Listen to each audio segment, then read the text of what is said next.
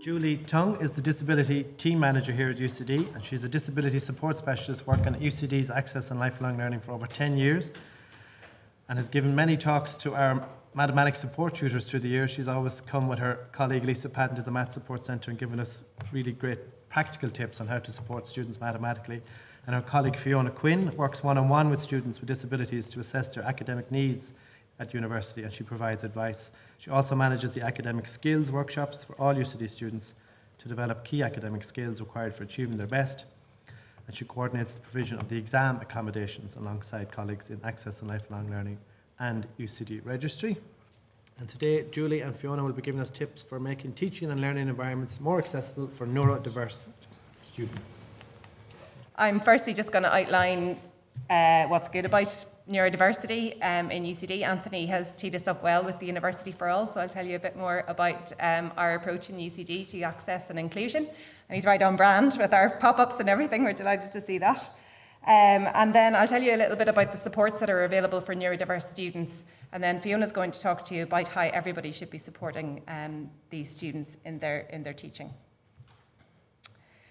So neurodiversity, of course, is a good thing. We want diversity in our classrooms, and different student perspectives make for a much richer learning environment. Many of these students have very different perspectives. They can be creative, visual, fun-loving, and very intelligent as well.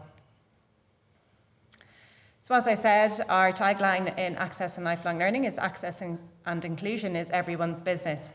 And when I first started in UCD lots of years ago now, access and inclusion was very much our business, so students were sent to us and it was our job to make sure that they were included, but that's not the case anymore, and it's a whole college approach where everybody works very hard, including Anthony and our other faculty partners across the university, to make sure that students are included, and it's everybody's business to do that. So this is Access and Lifelong Learning in UCD. We have a really nice central location on the campus, and it's a nice welcoming environment for students. And we provide specific supports for students with disabilities and neurodiverse students. So the chart on the screen at the moment shows the population of students who are seeking support. So these are students who have come to us, they've provided evidence of their disability or their diagnosis, and they're in receipt of supports. So almost 75% of those students have a condition that could be considered neurodiverse. What's important to note is that there's also many other students who also identify as neurodiverse, or who haven't had the opportunity to seek a diagnosis, or don't know that they would be eligible for a diagnosis at all. So wherever you're teaching in the world, when you probably get a list of students who require additional supports, and it's sometimes easy to think that they're the only students who need anything extra, but that's not the case. There'll be lots of other people in your classroom as well who also have these neurodiverse tendencies and would benefit from you thinking about them in your teaching. So many of our students have more than one diagnosis, but of the neurodiverse students, the largest grouping by far is students with specific learning difficulties like dyslexia. The next group would be students with ADD or ADHD, and that's a big growth area. So we have students contacting us on a daily basis to say, I think I have ADHD, and where do I get help and support? And it's very difficult as an adult to get support or a diagnosis for that in Ireland at the moment. And then we have students with dyspraxia and autistic spectrum disorders as well. I might just add that other conditions can also be considered in the neurodiverse spectrum, but those are the conditions that we have represented here. So the graph on the screen at the moment shows the increase in the number of students with neurodiverse conditions over the last few years. So it's increasing every year, and we expect it to continue to do so. So those students who have got the diagnosis and have got some support already, they are entitled to reasonable accommodations. So that's any action that would alleviate a disadvantage that a person might experience due to their disability or medical condition. So you can see why some of these students with neurodiverse conditions don't necessarily identify as having a disability, and that can be a barrier as well to them getting appropriate supports. Typical supports the students would receive would be additional time in exams. They can sit in a smaller exam venue on the campus here. They would be provided with assistive technology provision and training, and the provision of lecture slides and sometimes lecture recordings as well. So So I'll pass over to Fiona now, and she'll talk a little bit more about what else we can do for these students, including those that don't have the opportunity to engage with services. Thanks, Julie. So as we were saying, that there are reasonable accommodations available to students, but in addition to these, there are many different supports and services available to students across the university, regardless of if they have a diagnosis yet. So for instance, many students, a very popular service in Access and Lifelong Learning, might engage in the dyslexia screening service. This might not come first to mind when you're thinking about maths, but of course there's often analysis and lots of writing to be done around maths that might appear. And language can be a barrier there. We have identified that a number of students as well might have difficulties around kind of IT and engaging with different websites and Brightspace and things like that. So we have some student ambassadors called the digital ambassadors to assist students with any concerns they have there. And as Anthony teed up, I coordinate the academic skills and wellbeing workshops in UCD and Access and Lifelong Learning, and these are a really wide range of workshops, including things around well-being, so kind of managing anxiety, but also skills such as note-taking and things like that to assist students. And these are available to all UCD students, regardless of if they've engaged with Access and Lifelong Learning before. And we've created our own Brightspace page with kind of recorded materials. And then as well, I do in-person sessions in trimester 1. There's also a very wide range of assistive technology available to students. You don't need to register for disability supports. And the AHEAD AT Hive is a very good website that students can use, so they can kind of look up different pieces of software and websites that can be of help, kind of categorized by maybe the challenge they're experiencing, such as, you know, note-taking or things like that. So they're available to all students. But then as educators, you can also be bringing accessibility into your classroom. So we really wanted to share with you today some of the things that myself and Julie would kind of come across so regularly when we're meeting with students, that would be really helpful to be integrated into the classroom experience. So if you are a lecturer and educator, we would ask you to maybe be aware of your students' needs and that they might need breaks during their class. So I would regularly speak to students who maybe would have difficulty speaking or sitting for 50 minutes or a double session, which is quite understandable, and I'd encourage them to take breaks, kind of leaving the class for a few minutes in the effort to then concentrate for the second half of the class. So be aware that your students may just take that brief break. And if you are teaching a longer class, to incorporate a 5 to 10 minute break in. I know it can be difficult and you want to get everyone back in, but that break is really beneficial to many students. Encouraging the use of technology in the classroom is so important, so not putting a blanket ban on technology altogether. And the reason is so many students will be using assistive technology, and if you put a blanket ban on them, it kind of discourage many students from using their pieces of specific assistive technology, but also spotlight them if they do continue to use it as kind of different, I suppose, than the rest of the group. It'll always be coming up time and time again as one of the great things that students are asking for, but we would really encourage you to provide your lecture recordings to use as a study aid for students. Students still want to come and learn. This is what we see time and time again, but the actual provision of a recording can be very helpful, and if the student's taking the time to go back on that recording, you can be quite sure they're a dedicated student. In the absence of that, or just in general, it's really helpful as well to have lecture slides, available on Brightspace for your lectures.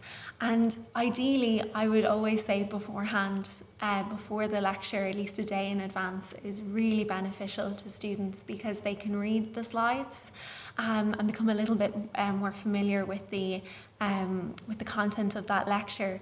But also they can have those slides in class, then they can use them with different pieces of technology, or just have them old school hard copy to take notes on.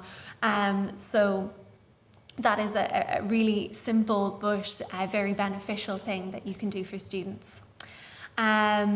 And allowing students to take pictures during class to add to their notes. So I remember between my undergraduate and my higher diploma, this kind of became a thing, and it is a really helpful thing that if a lecturer can allow it, particularly in maths, because there's so many workings, there's so many visual things that might happen on a board. So if a student can take a picture and just quickly have that information that they can slot into their notes, it's really helpful rather than them needing to jot down things very quickly. Then as a lecturer as well, it can be very helpful to give your students a to-do list to outline what they need to do within this class. I would suggest a very clear outline of assessments with specific instructions for those assessments, and showing the weighting of each of those assessments is really helpful for students so they can understand what is required of them for their assessments, and how much time they should give it, ultimately. They should be given an outline of what's expected of them in class. So what additional work needs to be done outside of class as well? What are the readings? How much effort essentially needs to go into this module and where it should go? Is really helpful for students, as sometimes they can not be aware that they need to do certain things, that they need to do additional pieces of work, particularly in the early years, or they can be, going down the rabbit hole a little bit and giving a lot of extra time to certain aspects. So with that to-do list and kind of with these outlines, assisting your students as well to break down the tasks, particularly if it's maybe quite a big module or has quite a large piece of assessment, to break that can be quite intimidating to some students, or they don't know how to quite approach it. So to help them to break that down can be very helpful. So there might be a little bit of a module planner available to the students with all of the deadlines. And to listen to students, we take feedback in every module here in UCD, but to have that very clear from the onset to your students, that feedback is welcome, and to say what works for them, and students are very aware of what has worked for them. So and they're more than happy to share it when they know that will be received in a good manner. Let's move on. There we go. You might be aware then that there are some accessibility tools that you could flag to your students. So two main ones that I wanted to flag are, first of all, Ally for Brightspace. So that's that A and I think it's a downward arrow beside all of the Brightspace material. So you, as educators, as Brightspace kind of coordinators and module coordinators, you can be using Ally to kind of help the accessibility of your own work, but you can also encourage students to use it, because when they click on that, they'll be able to access their course material in several different formats. So for instance, they could take it in an MP3 or with particular kind of reading software and things like that. So they might want to listen to their work or see their lecture content in a slightly different format. There's also census access, so this isn't built into Brightspace as Ally is. It's a website that's available to all students, all UCD students. I'm aware that not everyone is from UCD today, but census access is in a lot of different universities as well. And that's a file conversion tool, so it allows you to convert say a PDF into, again, maybe something like an audio file would be the most frequently used by students, so then they can listen to their work on the go rather than having to read it. It's really important as well to embed well-being in your classroom. So this might include bringing a social activity into your classroom to kind of create more of a community within that classroom. Encouraging students to continue healthy habits. This could be on the to-do list or built into the module plan. To really look at the program workload, so working with your colleagues, maybe in other modules that are very frequently taken with your modules, so that you could look at the whole workload for the students and to make sure it's well paced. But also if a student comes to you, or you're aware of a student who's maybe having difficulty in regards to their well-being, to be aware that there are lots of different supports available to them. These ones are specific to UCD, but I'm sure in other universities represented here today there are similar. So we have an online mental health service, Silver Cloud, we have counselling here, we have student advisors, we have ourselves in Access and Lifelong Learning, the wonderful Math Support Centre, as well as lots of clubs and societies for peer support. So encouraging your students to use them. And then just finally, universal design for learning. So incorporating this as much as possible into your teachings. This could be, showing, sorry, just click that off, it's blocking. This could be using multiple means of representation in your lecture slides and in your teaching, for instance, using videos, text, images, really kind of speaking to all different kinds of learners. Allowing multiple means of action and expression, so allowing your students maybe to choose their assessment.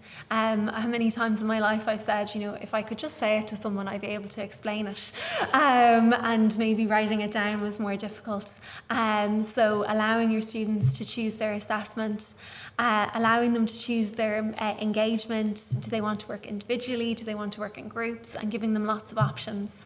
And then if you're from an Irish university or Ireland based and you haven't already, consider taking the digital badge for universal design for teaching and learning.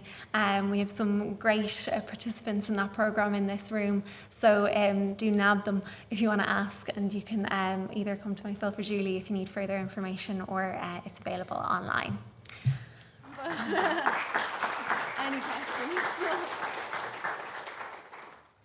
Hi, my name is Mark Daly and I'm an adult learner with UCD, and I've shared some of my stuff, my awareness with UCD Access for All, and I have dyspraxia and dyscalculia, so that's what I've been doing for the past five years, so thanks very much. Thanks for that, Thank Mark. you. Very good. And also I just want to say there's somebody, Maria, and Maria knows because I've shared a lot of my stuff with her, and over the past years and that. And there I didn't create the blog, but if anybody, I can share the work that I've done with everybody, so that's it. Great. Thanks for that, you. Mark.